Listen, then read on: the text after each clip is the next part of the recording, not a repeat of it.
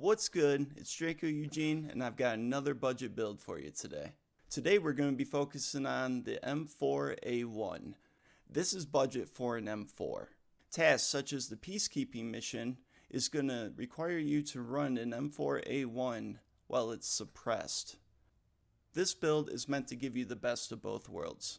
It's going to be controllable, it's going to handle very well when you need it to perform, and it's also going to be cheap enough that if you lose it and it doesn't come back in insurance, it sucks, but you're still good off. Alright, the first thing we're going to do is grab an ADAR off the flea market. Now, you're going to want the wooden furniture that comes with it, so you're not going to want any of these. But, like right here, we got one for $18,000. Before I started recording this video, I just bought one for $22,000, but on the low end, you're looking at $18,000. On the high end, for one of these, you're looking at about $25,000. And with this ADAR that we just bought, we're going to disassemble it, take out the piece that is down to 54 or whatever durability. We're going to sell that to Fence for a tiny bit of profit. And then we're going to go to Mechanic. And this is unlocked at Mechanic level 2. And we're going to buy the Colt M4A1 assault rifle for 20,000 rubles. And basically we can just replace that part and get modding. The first thing that we're going to do is we're going to strip off the muzzle brake, the gas block that is also the front sight, and the rear sight. And starting at the front of the gun, because for instance the peacekeeping mission requires you to be suppressed, and there's also other elimination style tasks that require you to use an M4 or an ADAR that is suppressed. So you're going to want to find out the cheapest way of suppressing your gun. And now the first thing we're going to do is go to Muzzle Brakes, and we're going to put on the AR-15 Surefire War Comp Flash Hider. This is from Skier level 2 if you're buying it from the vendors, or you can get it for around $16,000 on the flea. After that, we're going to go with the Surefire SOCOM 556 Monster Sound Suppressor. This suppressor is much cheaper on the flea than from the vendors, as on the flea market you're only spending $27,000. And moving back to the gas block, this is where we're going to get a little bit of recoil control in our gun. This gas block is from Mechanic level 3, but fear not, if you don't have Mechanic to level 3, it's just as cheap on the flea market. They run about the same price, anywhere from 11 to 13,000 rubles. This bad boy gives us negative 4% in recoil.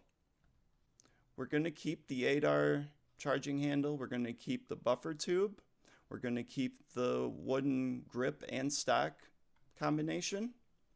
And basically all we want is to go and grab a sight. You can go cheap with this and just grab yourself maybe a Cobra for around 15,000 rubles, or you can go with something with a little bit of magnification. And I suggest going for something with the magnification because a lot of times, especially on shoreline, you have like the pier and the little scav island, and they're out there a little ways. So magnification really makes this gun a lot better.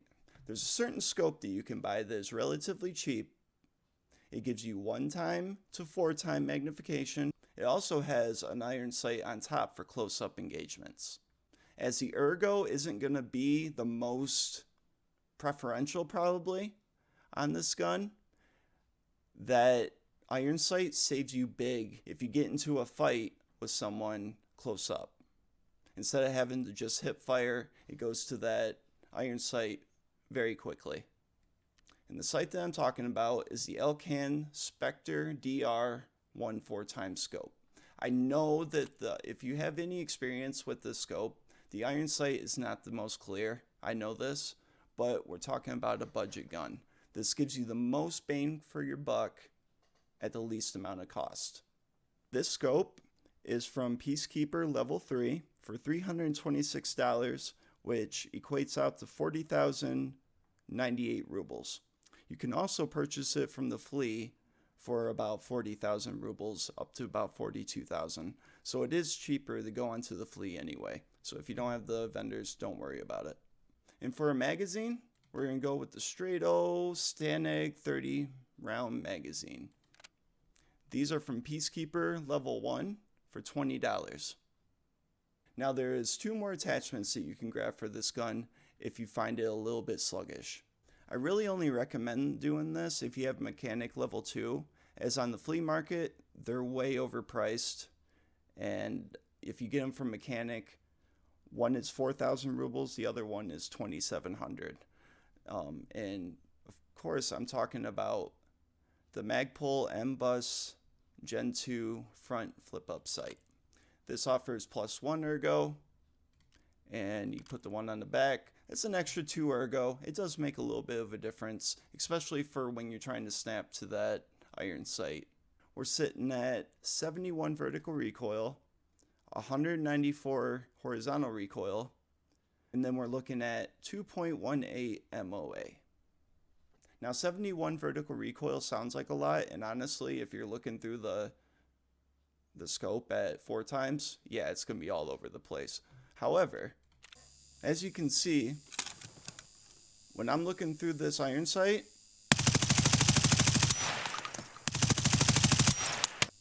and even at the far target, I'm able to keep most of my bursts. Granted, you're gonna miss some shots. I mean, it's it's not the best iron sight, but it does allow you to fight in a pinch. And I've taken down actually quite a few players with it, surprisingly. But if you look how fast it is, the ergo's not the best, but you're talking about a budget weapon here. So if you lose it, it's not that big of a deal because you can rebuild it. And now I'm going to go over the price of everything overall.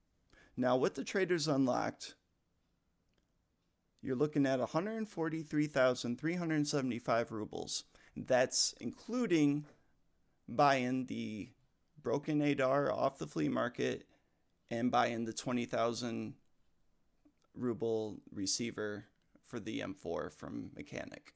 If you want to do it without these sights and not spend the money on them, you're looking at 135,000 rubles.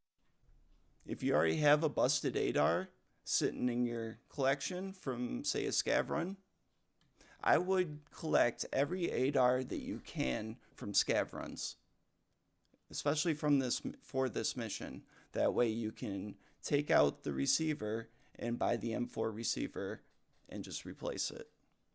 That helps a lot with your cost here. At the absolute most, this build should only run you 150,000 rubles or less. And for an M4, that is budget. I mean, concerning what you can do with these things, that's pretty budget. And honestly, I feel like the wooden furniture kind of fools people. They look at it at first and think it's just just a basic ADAR, and they may take your scope and they may take your suppressor and stuff, but you should get the main frame back. I even get the gas block a lot back most of the time, and I've even gotten it with the scope back quite a few times because people just don't seem to like the scope. So that's actually a huge pro that this thing's got going for it. I mean, it doesn't look like an M4 really. Now, to your more experienced players, they might see right through this and grab it, but for the most part, I've been getting these back in insurance. And this was the way that I lost the least amount of money doing these tasks. Now for ammo choice, I personally ran M4A1, as I'm able to make it in hideout for pretty cheap, actually. But if you're having to go in and buy ammo, if you're only looking to kill the scavs, M855 will work just fine. Take note though, if you get in a fight with a PMC, you're going to have to nail them in the face, or, leg met them, or hit them in the arms. I mean, that even M856A1 isn't very useful against level 4 armor and up. It really isn't.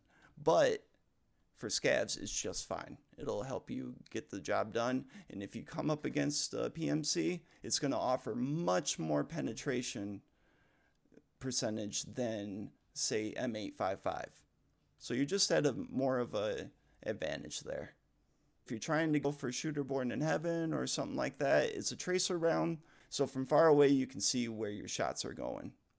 Although M856A1 does not fly how a lot of 5.56 rounds fly, such as M995 and M855A1. Those have a much flatter bullet trajectory than M856A1.